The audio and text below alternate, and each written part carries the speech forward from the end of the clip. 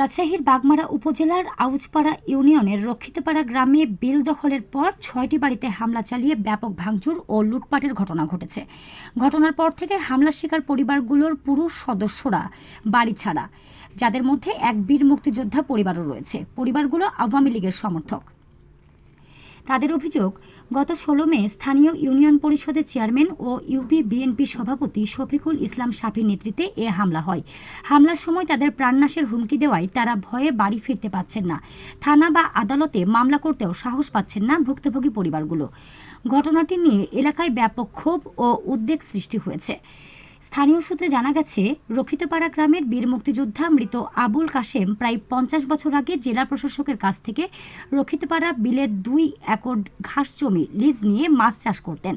তার মৃত্যুর পর ছেলে মিজানুর রহমান মাছ চাষ চালিয়ে আসছিলেন। ২০২৪ সালের ৫ আগস্ট আওয়ামী লীগ সরকারের পতনের পর ওই বিল দখলে নেওয়ার চেষ্টা চালিয়ে আসছিল ইউপি চেয়ারম্যান শাফি অনুসারী বিএনপি সমর্থকরা।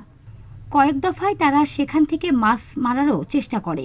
গত ১৬ মে সকাল 10:30টার দিকে ইউপি চেয়ারম্যান শফিকুল ইসলাম শাফির নেতৃত্বে বিএনপির শতাধিক নেতাকর্মী বিল দখলে যান।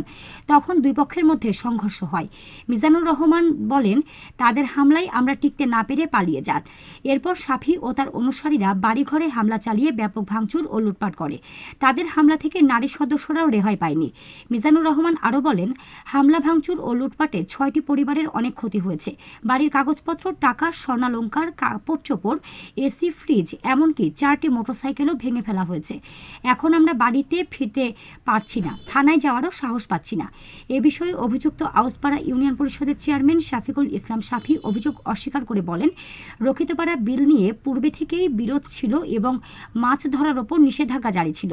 সোমবার উপজেলা নির্বাহী কর্মকর্তার কার্যালয়ে এ বিষয়ে আলোচনার কথা ছিল, কিন্তু আগে থেকে তারা 2টি শ্যালো মেশিন দিয়ে বিলের পানি সেচ দিয়ে মাছ ধরার চেষ্টা করে। তখন স্থানীয় লোকজন গিয়ে মেশিন বন্ধ করে দেয়। এ সময় তারা সাধারণ মানুষের ওপর হামলা করে। বাগমারা থানার ভারপ্রাপ্ত কর্মকর্তা তৌহিদুল ইসলাম জানান, ঘটনার বিষয়ে আমরা অবগত আছি। এখনও কেউ লিখিত অভিযোগ দেয়নি। কেউ অভিযোগ করলে তদন্ত করে আইনগত ব্যবস্থা নেওয়া হবে।